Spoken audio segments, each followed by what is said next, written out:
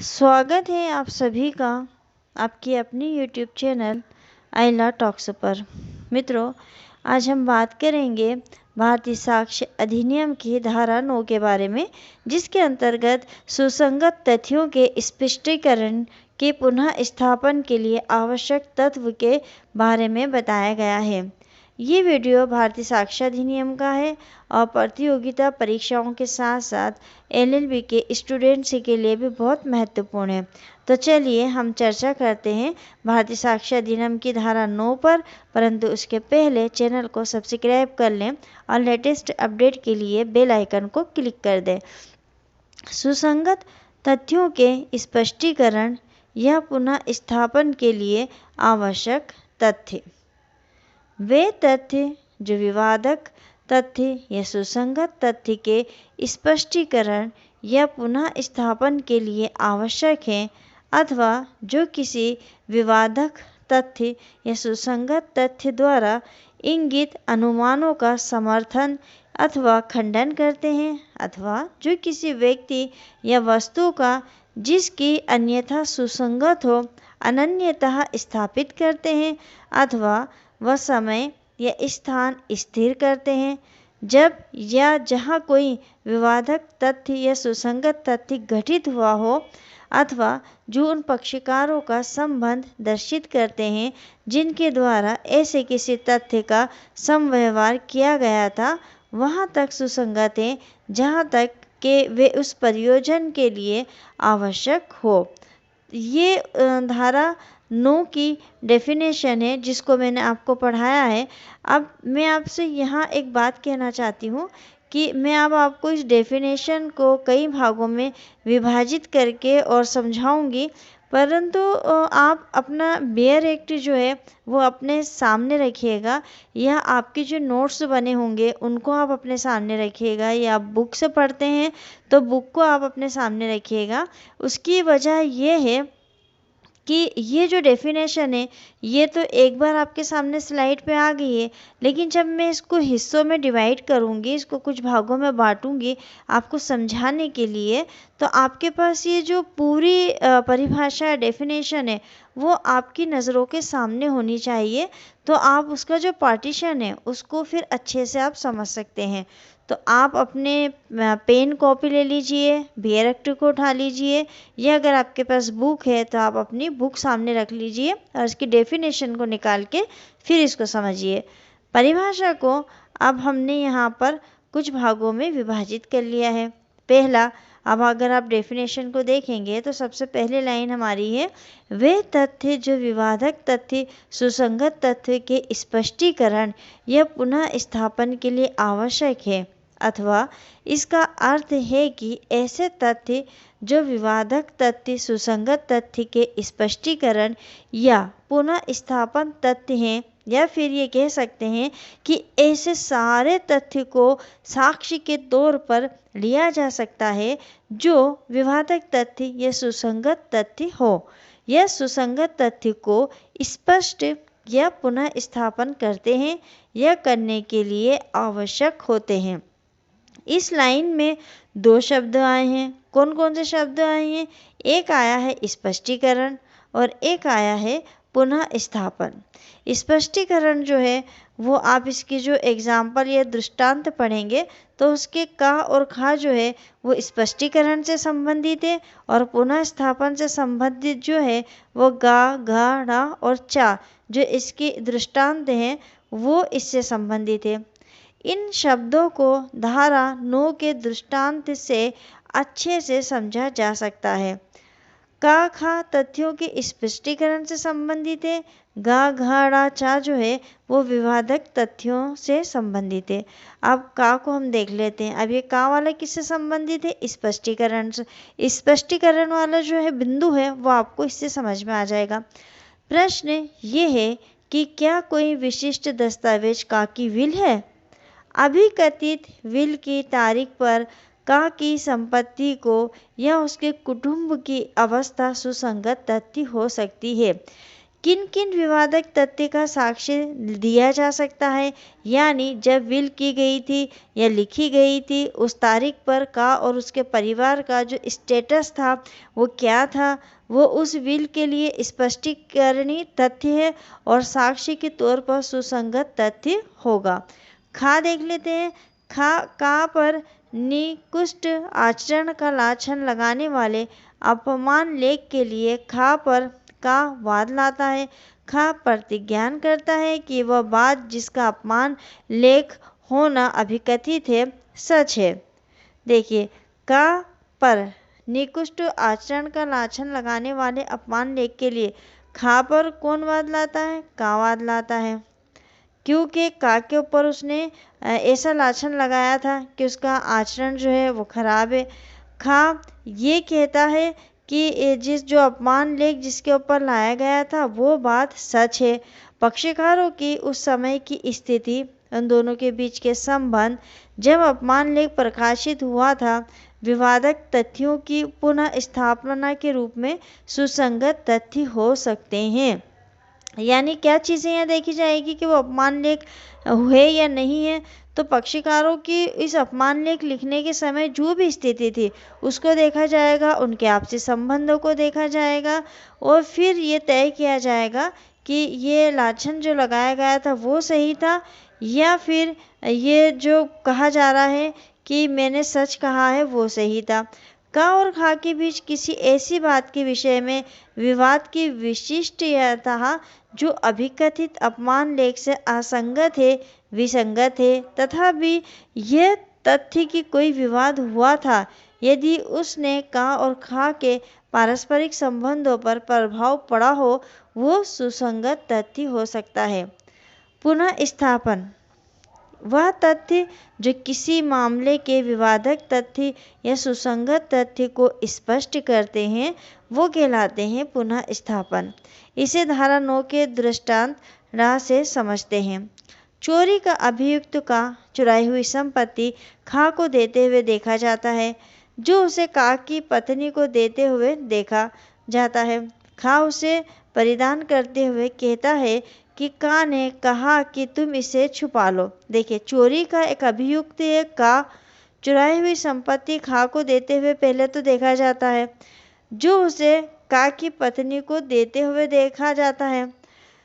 खा उसे परिधान करते हुए कहता है। खा किसको परिधान कर रहा है? का की पत्नी को। और का कौन है? चोर है, उसने उसके पास चुराई हुई संपत्ति है। पहले क्या देखा कि का ने खा को संपत्ति दी, फिर ये देखा कि खा ने का की पत्नी को ही संपत्ति दी और परिधान करते उसने क्या कहा कि का ने कहा है कि तुम इसे छुपा दो। खा को कथन उस समव्यवहार का भागने वाले तथ्य को स्पष्ट करने वाला होने के कारण सुसंगत है। भाई, खा का जो कथन है वो उस समव्यवहार का भाग होने वाले तत्वों को स्पष्ट करता है, तो इसलिए ये सुसंगत है। परिभाषा के सेकंड पार्ट्स को हम देखते हैं, जो किसी विवादक तथ्य या सुसंगत तथ्य द्वारा इंगित अनुमान का समर्थन या खंडन करते हैं, अथवा इसमें ऐसे तथ्य आते हैं जो मामले के विवादक तथ्य या सुसंगत तथ्य द्वारा निकाले गए अनुमान का समर्थन करते हैं या फिर उन्हें गलत साबित करते हैं। इसको एक एग्जाम्पल से समझिए कि का एक अपराध का अभियुक्ति है। ये तथ्य कि उस अपराध को किए जाने के तुरंत पश्चात का अपने घर से फरार हो गया था, धारा 8 के अधीन विवादक तथ्यों के पश्चातवर्ती और उनसे प्रभावित आचरण के रूप में सुसंगत है। यानी हम ये कहें कि का ने एक अपराध कारित किया है, अपराध के तुरंत बाद का को भागते हुए देखा था कि वो घर से फरार हो गया। ये तथ्य कि उस समय जब वह घर से चला था उसका उस स्थान में जहां वो गया था अचानक और अर्जेंट कार्य था, उसके अचानक घर से चले जाने के तथ्य की स्पष्टीकरण की प्रवृत्ति रखने के कारण सुसंगत है। लेकिन अगर ये कहा जाता है कि जिस वक्त वो घर से गया है उस वक्त उसे कोई अचानक काम आ गया था, कोई अर्जेंट काम आ गया था, तो फिर ये उसके स्पष्टीकरण के लिए सुसंगत तथ्य हो जाएगा। जिस काम के लिए वो चला उसका ब्यौरा सुसंगत नहीं है, सिवाय इसके कि जहाँ तक वह यह दर्शित करने के लिए आवश्यक हो कि वह काम अचानक और अर्जेंट था। अब इसका एक महत्वपूर्ण केस भी है, मटरू बनाम स्टेट ऑफ उत्तर प्रदेश। इस वाद में शिकायत दर्ज होने से पहले तक आरोपी जो है वो शिकायतकर्ता के साथ साथ घूम रहा था, लेकिन जब शिकायत दर्ज की गई तो आरोपी को लगा कि अपराध का शक उसी पर जा रहा है, तो वह पकड़े जाने के डर से छुपता रहा। तो ये तथ्य विवादक तथ्य या सुसंगत तथ्य के लिए इंगित अनुमान का काम करेगा, क्योंकि ऐसे छुपने से यह अनुमान लगाया जा सकता है कि वह दोषी है। मतलब जब तक केस दर्ज नहीं हुआ था तब तक तो वो साथ में घूम रहा था, जैसे ही केस दर्ज हुआ वैसे ही वो छुपने लगा। तो इससे यह अनुमान लगाया कि वह दोषी हो सकता है। लेकिन आरोपी इस तथ्य को काटने के लिए साक्ष्य दे सकता है। आरोपी इस तथ्य को जो ये लगाया जा रहा है, अनुमान लगाया जा रहा है, इसको काटने के लिए अपनी तरफ से साक्ष्य भी दे सकता है। इस वाद में निर्णय में न्यायालय ने ये कहा कि कोई भी सामान्य व्यक्ति जिस पर शक किया जाए वह भी गिरफ्तारी या हिरासत से बचने के लिए छुपता फिरेगा, और ऐसे में अपने आप को सुरक्षित रखने के लिए व्यक्ति का कार्य सामान्य प्रकृति का होता है, और ऐसा व्यक्ति ऐसे तथ्य को रिवर्ट करने के लिए साक्ष्य दे सकता है। न्यायालय ने यह भी कहा, लापता हो जाना या फिर फरार हो जाना एक बहुत ही महत्वपूर्ण साक्ष्य है, लेकिन इसका महत्व हर मामले में परिस्थितियों पर निर्भर करता है। अगर कोई व्यक्ति है, उसको शक है कि उसको आरोपी बनाया जा सकता है और वो छुपता फिरता है, भागता फिरता है, तो उसको जो है व्यक्ति का, अपराधी का लापता हो जाना, फरार हो जाना, ये एक महत्वपूर्ण साक्ष्य है। लेकिन हर मामले में, हर परिस्थिति में इसका अलग अलग महत्व है। ये हर मामले की परिस्थितियों के ऊपर निर्भर करता है कि उस व्यक्ति को आरोपी माना जाए या नहीं माना जाए। डेफिनेशन के तीसरे भाग को हम देखते हैं, जो किसी व्यक्ति या वस्तु का किसी अनन्यता सुसंगत हो, अनन्यता स्थापित करते हैं, अथवा ऐसे तथ्य जो किसी घटना के, किसी व्यक्ति या वस्तु की पहचान बताते हैं। यानी कि जो किसी व्यक्ति वस्तु की पहचान के विषय में बात करते हैं। ये भाग निर्भर करता है तब न्यायालय को किसी व्यक्ति या वस्तु को पहचानना हो तो ऐसा कोई भी तथ्य जो उसको पहचानने में मदद करता है सुसंगत होता है। इसमें किसी व्यक्ति या वस्तु की पहचान करने के लिए उन लोगों का साक्ष्य लिया जा सकता है जो उस व्यक्ति या उस वस्तु को पहचानते हैं। जैसे किसी बात से संबंधित कोई व्यक्ति सालों से लापता है और काफ़ी सालों बाद, मान लो कि 20 साल या 25 साल बाद वह व्यक्ति वापस लौटता है और न्यायालय के सामने उस समय ये प्रश्न आता है कि यह व्यक्ति जो है, ये वही व्यक्ति है जो लापता व्यक्ति था और जो इतने सालों से गायब था। तो उस व्यक्ति की पहचान के लिए उसके जानने वाले लोगों के साक्ष्य से उस व्यक्ति की पहचान को साबित किया जा सकता है। इसी प्रकार से अगर न्यायालय के सामने किसी वस्तु की पहचान से संबंधित कोई प्रश्न आता है, तब उस वस्तु को पहचानने के लिए कि वह वस्तु उस मामले से संबंधित है या नहीं है, उन लोगों का साक्ष्य लिया जा सकेगा जो कि उस वस्तु को पहचानते हों। इसके अलावा किसी व्यक्ति की पहचान के लिए सीधे साक्ष्य भी लिया जा सकता है और अन्य साक्ष्य से भी साबित किया जा सकता है, जैसे कि शिनाख्त परेड। धारा 9 में शिनाख्त परेड को भी सुसंगत साक्ष्य माना गया है। शिनाख्त परेड आप सबको पता होगी कि किसी व्यक्ति को पहचानने के लिए उस व्यक्ति को गवाह के सामने लाया जाता है और वो उसको पहचानता है कि ये व्यक्ति वही है, या फिर पीड़ित व्यक्ति के सामने लाया जाता है। परिभाषा को हमने 5 भागों में डिवाइड किया था। अब हम इसके चौथे पार्ट को देखते हैं। वह समय या स्थान स्थिर करते हैं जब या जहां कोई विवादक तथ्य या सुसंगत तत्व गठित हुआ अथवा ऐसे तथ्य जो किसी घटना के होने का समय या स्थान स्थिर यानी कि फिक्स करते हैं, ऐसे सारे तथ्य का साक्ष्य दिया जा सकेगा।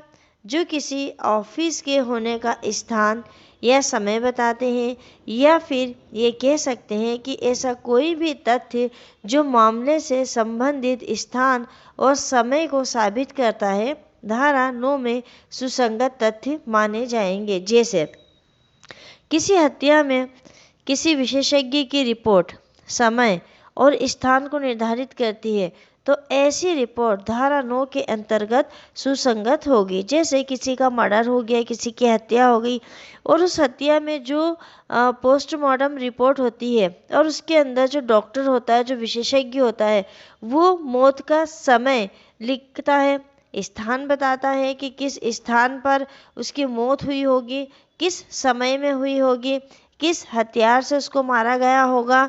तो ये जो सारी चीज़ें एक विशेषज्ञ डॉक्टर बताता है, तो ये सब चीज़ें क्या हैं? ये निर्धारित करती हैं कि हत्या किस प्रकार से, किस समय और किस स्थान पर और किन साधनों द्वारा की गई हैं। तो ये सारी चीज़ें, ये सारी जो रिपोर्ट है, ये धारा 9 के अंतर्गत सुसंगत होंगी। पार्ट 5 देखते हैं डेफिनेशन का। जो उन पक्षकारों का संबंध दर्शित करते हैं जिनके द्वारा ऐसे तथ्य का समव्यवहार किया गया था। ऐसे तथ्य जो पक्षकारों के बीच कोई रिश्ता दिखाते हैं, वह तथ्य सुसंगत माने जाते हैं। जैसे न्यायालय में अगर हम देखें तो अधिकतर या ज़्यादातर वादों में पक्षकारों के आपसी संबंधों के कारण ही झगड़ा पैदा होता है।